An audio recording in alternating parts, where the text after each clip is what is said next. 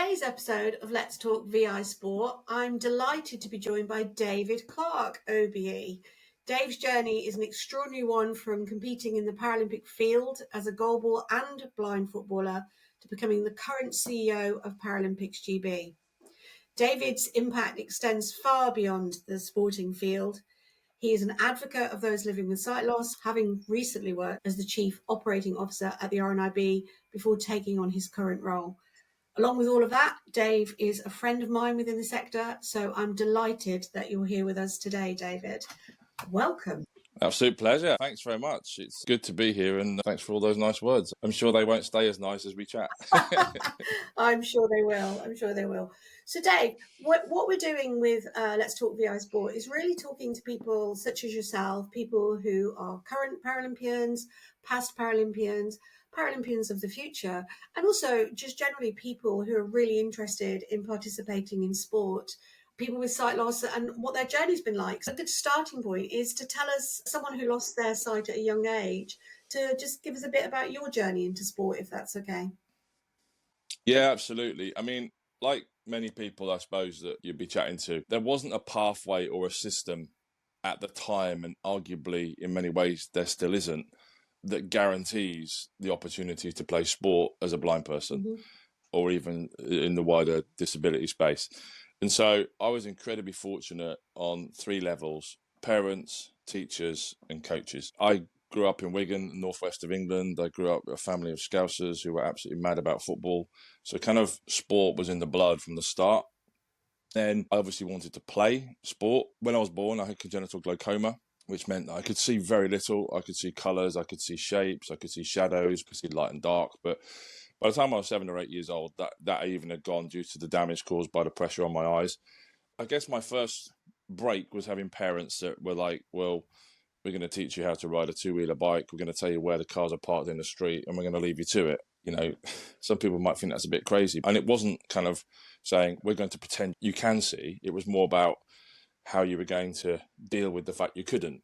I guess that was kind of the earliest sort of exercise I did. But then I was fortunate enough to go to schools in Liverpool as a junior school and Worcester as a senior school. They were specialist schools for the blind at the time. They had teachers who understood that it was really important for blind kids to do sport. At my primary school, there was a guy called Mr. De La Cruz who made a football with ball bearings inside it so he could hear it, and that was the football journey started. And at secondary school, there was all sorts of opportunities to do sport, from rowing on the river to goalball to football to cricket to anything you wanted to do, really, and a load of volunteers who would help do that. I guess that was my pathway into sport, which then became competitive, and at 17 years old became international. It's interesting what you were just saying there, because just going right back to the beginning, those people around you are the people that are the influencers and the shapers, because like your parents, you're just going to get on a bike and this is the way it's going to be. I think that's hugely important for any person with any disability, and actually without disability, is to have people to say, you can do this. Yeah, I think you're absolutely right. And I think all too often, you know, I go and visit, even when I was working before I was at RNIB, I used to go and visit schools and do talks and things like that. And sometimes you're quite shocked by the lack of aspiration brought to the kids. You know, for me, that aspiration was kind of given to me through the parents, through the teachers, and then through some of the coaches I worked with who were prepared to adapt for the sight loss, but weren't prepared to give up on the sight loss, if you know what I mean. They weren't prepared to have lower aspirations, and weren't prepared for me to have lower aspirations. So you're absolutely right, whether disabled or not, it's about how those aspirations are set at the outset and those people who help you keep them. Yeah, absolutely. I have heard that from other Paralympians as well. People like Ellie Simmons has talked about her experience at school and with her parents, and also Roy Turnham. I just hear them say, look, it's part of who I am, my disability. Exactly. It doesn't shape me, and those people around me helped me see that. Yeah. I mean, my parents put miles upon miles upon miles in the car, taking me all over the country, because, of course, as you know, in your role, it's very difficult to provide local opportunity, because particularly if you get to a certain level of sport, because then you're having to go find competitive opportunity, which almost always means a lot of travel. I was very fortunate to have a start in life where sport was considered really important. Interestingly, we now rightly talk about sport from a physical and mental health perspective. You know, the work we did together when I was at RNIB, which you've brilliantly carried on around the kind of the need to do more activity, more movement is really, really important. But that was never a feature of why I did sport. No. I did sport because my parents knew I'd enjoy it, and I did enjoy it. What I didn't enjoy was feeling left out of it. Yeah. Sadly, all too often that is something we still hear as well. You went in at a competitive level, and initially you went into goalball in 1996 in the Paralympics and Team GB. Tell us about your journey into goalball, and then maybe how you evolved into football. Someone that you will know, and I got to know very, very well, is Clive Spencer Mm-hmm. at Worcester College. In those days, it was just a boys' college, so Clive was the head of PE. Well, I say head of PE. I think he was PE. That was it. I think I would probably agree with you on that. But I remember in the sixth form that we'd had a very late night, and for some reason we were kicking a football round on the football pitch at about 4:30 a.m. Who should come strolling across the grass to cut the cricket wicket but Clive Spencer. So that kind of showed you the kind of hours he kept. He was the one that got us into goalball. It's quite funny. Those of you who don't know what goalball is, it's 18 metres by 9, indoor court, 3 people at each end, a goal that spans the whole end of the court, and quite a heavy ball with bells in that you roll at high speed towards each other and try and score. One of the things you don't do in goalball, when you dive, you have to keep your arms in front of your face, because if you lean back in any way or your technique's wrong, the ball has the opportunity to hit you in the face. I remember I learned that at a very early stage of my goalball training with Clive, who said quite amusingly, "Well, you won't do that again, will you?" And he was right, I didn't. He was the one who, you know, saw a little bit of mobility in me, a little bit of talent, maybe a good spatial awareness, ability to track the ball.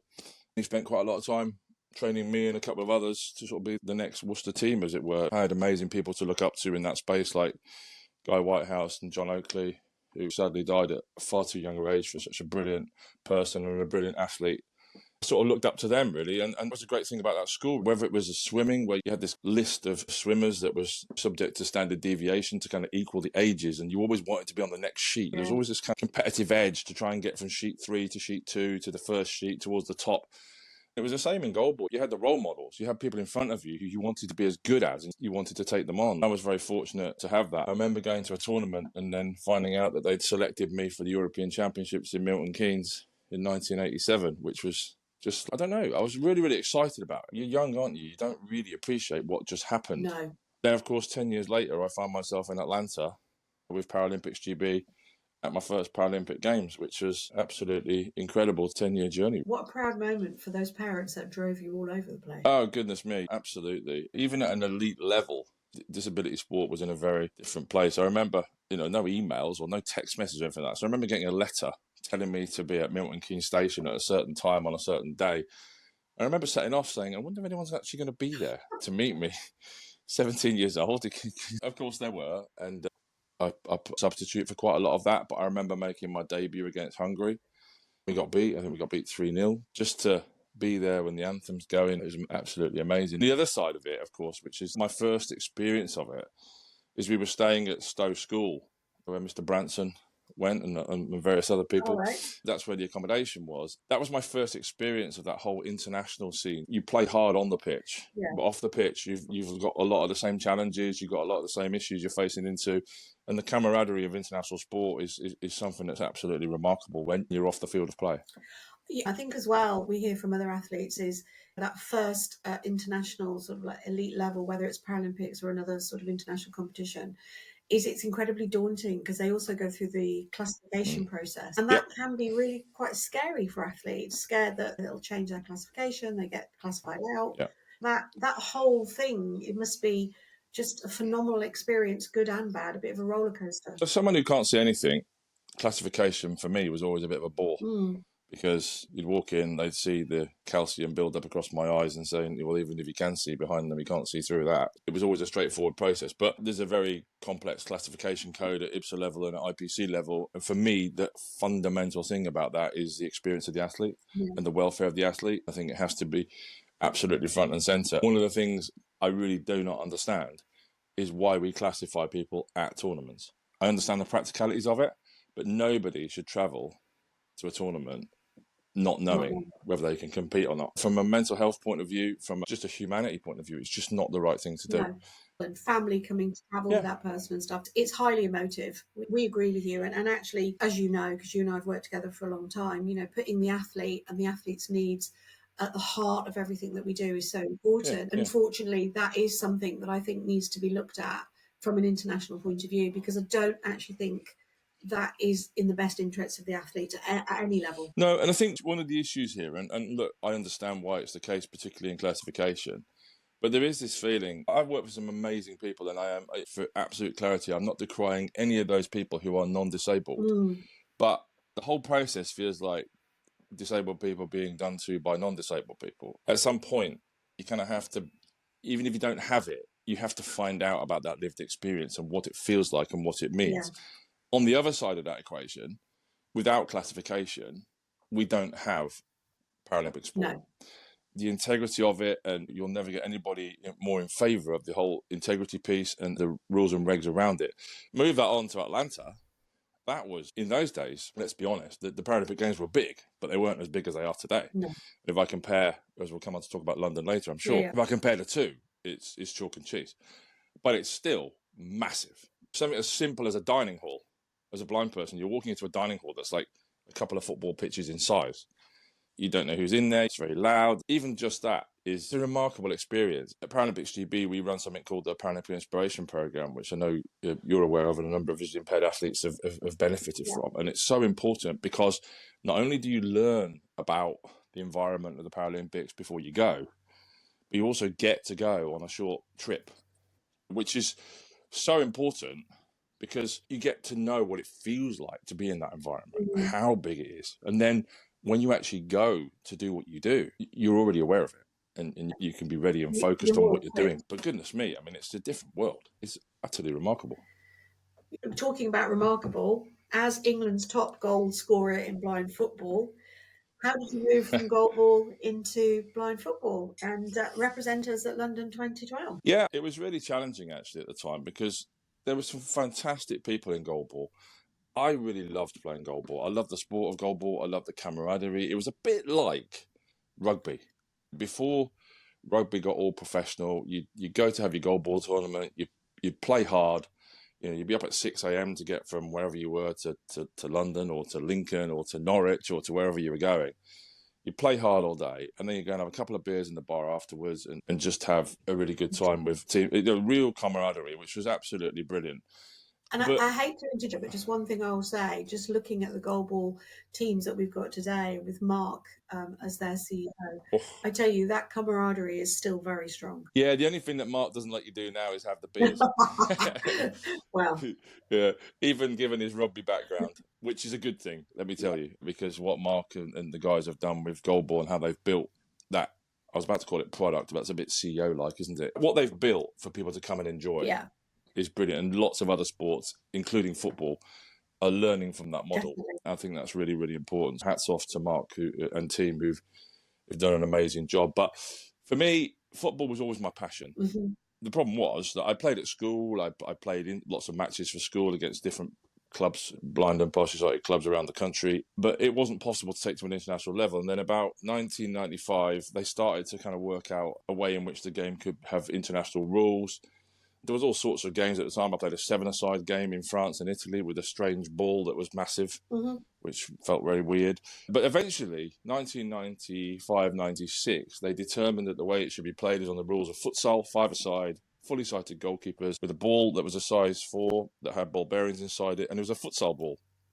So it doesn't bounce very high, which means that you haven't got people kind of raising their foot up to chest height or anything like that. It ended up being a really good game. I made my debut in 1996 in Madrid. We played in one of those classic concrete futsal pitches in the middle of Madrid in a square there against France, Spain and Greece. My first ever goal was a penalty, which seems remarkable as an English striker that I actually converted that, but there you go. That was the beginning of it, really. We had a European Championships in 97 in Barcelona, where we came third. Then we went on to represent Europe in Brazil in Sao Paulo in 1998. I'll tell you a very funny story about that in a mo.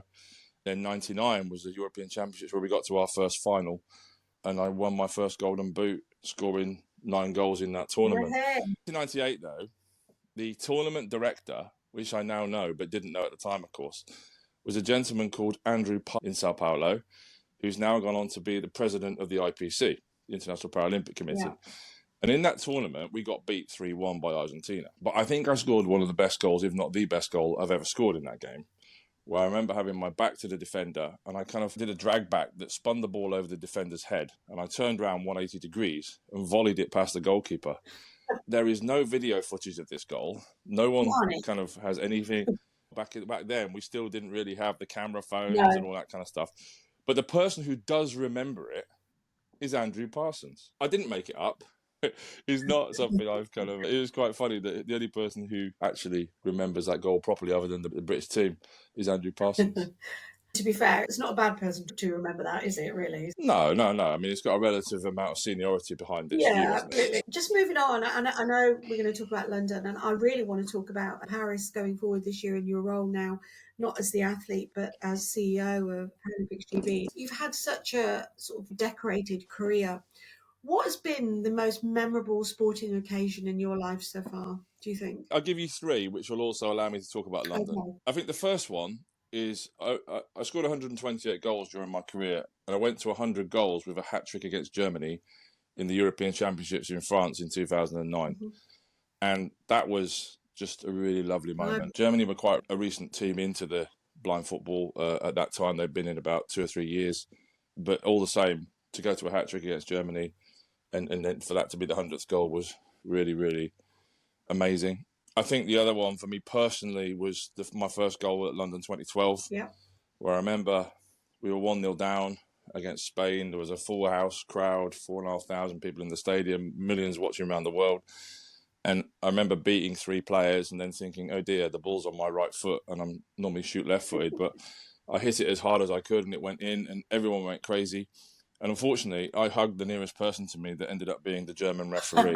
That clip made it onto the last leg that night, and it also made it onto the front page of the Metro the next day. So there you go. You score them goals all over the years, and the bit they show is you hugging the ref. But I was reminded yesterday, actually, of my favourite moment of my Paralympic career, because I went to the opening of the Performance Archery Centre at Lilleshall, and the indoor shooting range is named after the incredible Margaret Maughan, Britain's first ever Paralympic gold medal winner in 1960. In the opening ceremony of the Paralympics, I was invited to receive the torch from Joe Townsend, who was an up-and-coming triathlete in the Paralympic world at the time, obviously went on to win medals in 2016 at Rio. And you might all remember that Joe came in off the orbit, the big tower near the stadium, on a zip wire and handed me the torch at the opening ceremony.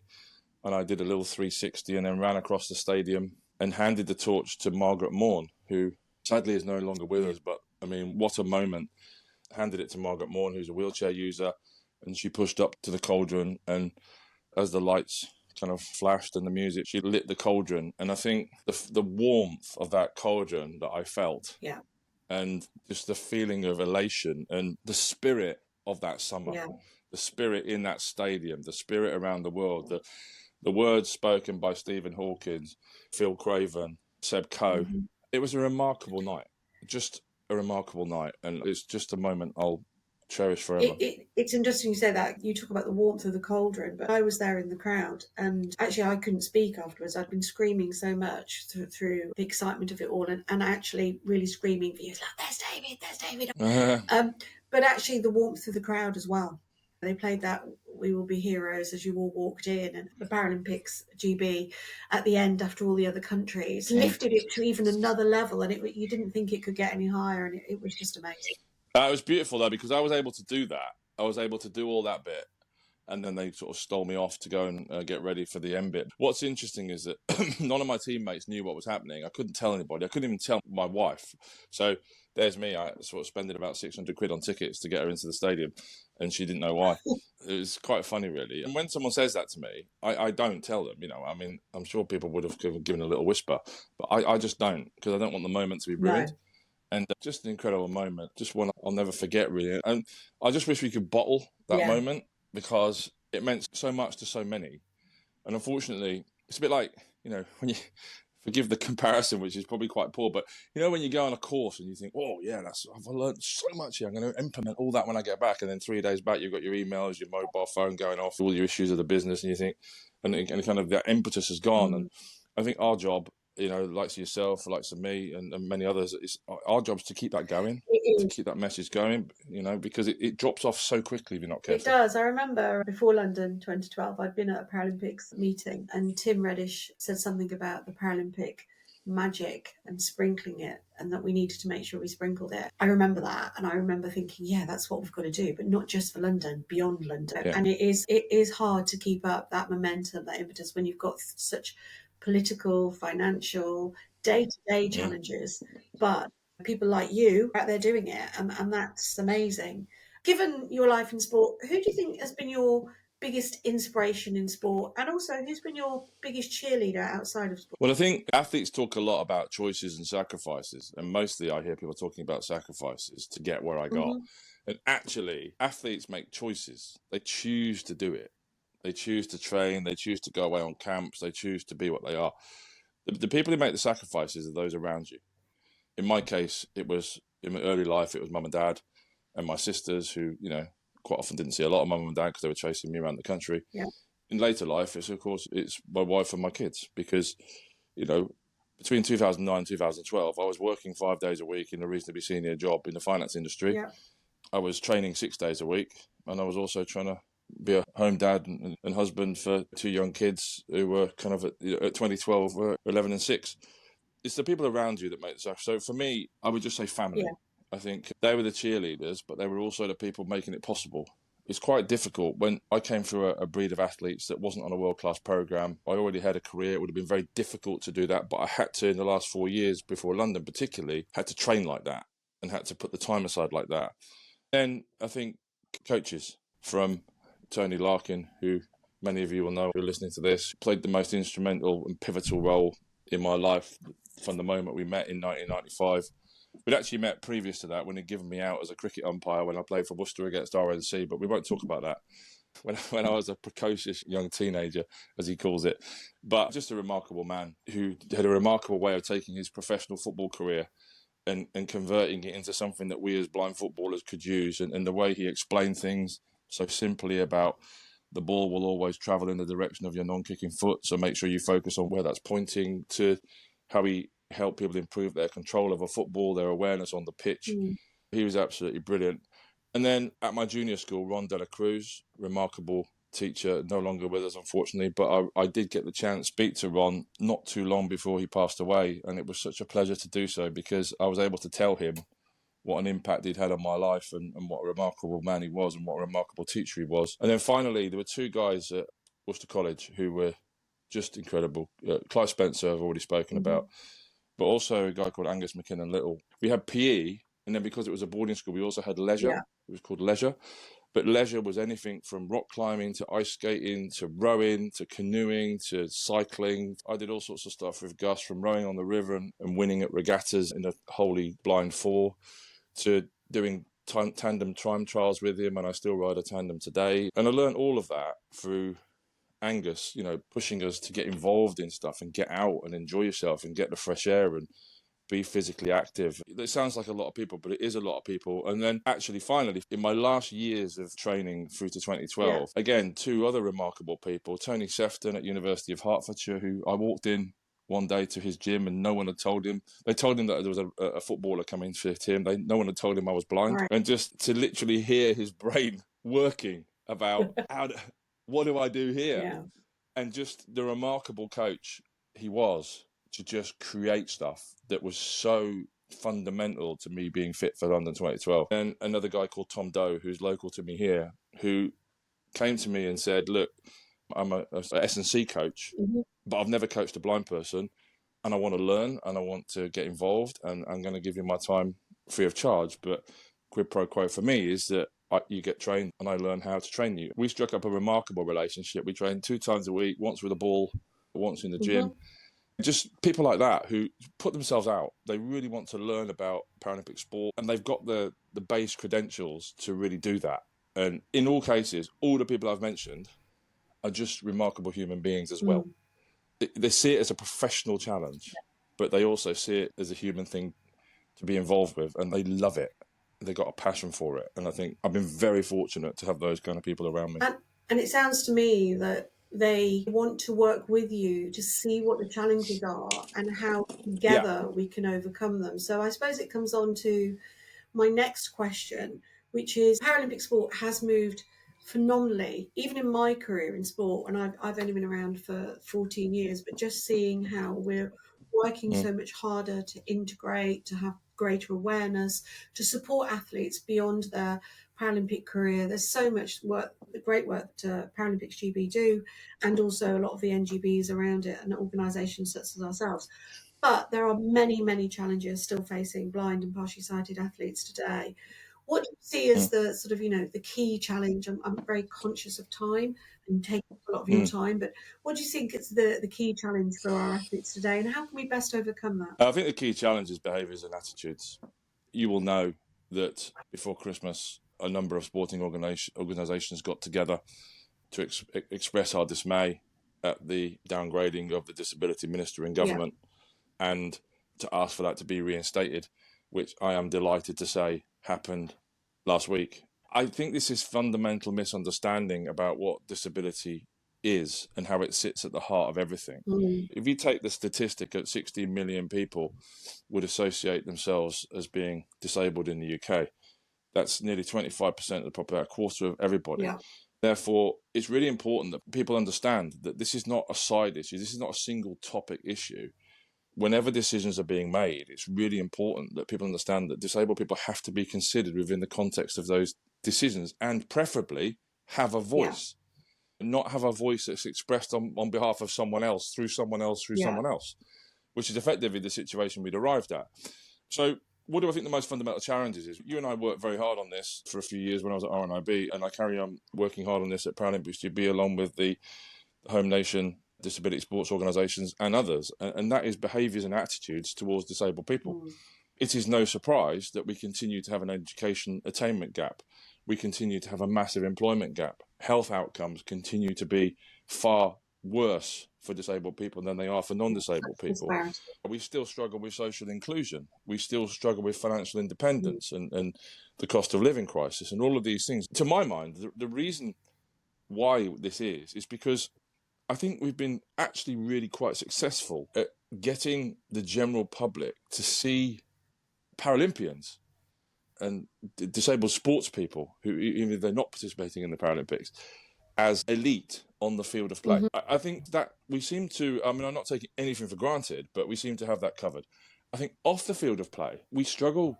I think the wider public struggle to see disabled people as elite in any other environment. I remember doing some research when I was at RNIB, and when the public were asked, what professions do you think blind people can do? They literally said politician and musician. Now, I can only think that's a David Blunkett, Stevie Wonder situation, but it was that naive. And I think we have to get to a point where we use the gold dust that we create and the currency to make some noise around things like the Paralympics and European and World Championships that blind and partially sighted people are involved in, and say, okay, if you can deal with that, if you can deal with the fact that I can be elite in that space, why can't I be elite in the office or in a shop or in a classroom?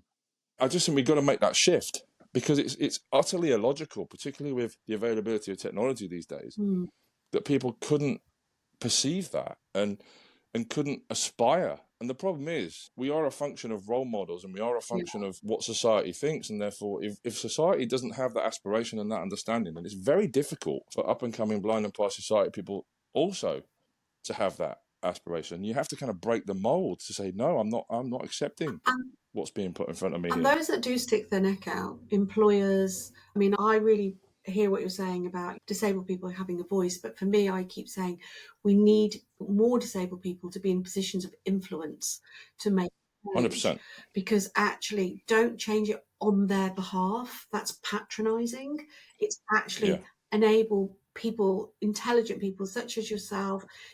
Every person I've worked with with a disability has taught me something. It's about opening up the eyes of others to see what value disabled people can give to society, rather than thinking of them as an add-on. I'm totally behind you on that. Even experience across sight loss, it's not No. homogenous. Everybody's different. It's that general representation point, as you say, that's super important. Yeah. And again, it's not blanketing disabled people. Everybody I've met who has a disability has taught me something, whether that's been something academic, emotional, physical, whatever it is. We can all learn from each other in different ways. And the important thing about people with disabilities, don't discard them and their life experience, because we can all learn from each other at whatever level and place and situation in society. At least that's how I feel. And that's where just on that, you are in a position of influence now. Actually, you've got a big weight on your shoulder because you've taken on the role of CEO of Paralympics GB. What motivated you to take on that role? You've taken it at quite a pivotal time. You've been in post a year and a bit, I think. Is that correct? Or was it 2 years? Yeah, exactly. Yeah, no, it doesn't. It's flown by. Well, firstly, I want to pay tribute to those who went before me, because I think both Tim Hollingsworth and Mike Sharrock that I worked with certainly led the organisation through the post-London period superbly well. And of course, what with the delay of the Tokyo Games and will it or won't it happen and all that kind of stuff, I think Mike and the team did an incredible job. But coming in sort of a year and a half before Paris has actually sort of made me focus on three things, really. First of all, to make sure that I didn't drop any balls and we could sort of carry on with the work we're already doing. Secondly, is to ensure we deliver an amazing Paris for the athletes. The athlete and the team experience is absolutely at the centre of our thinking in everything we do.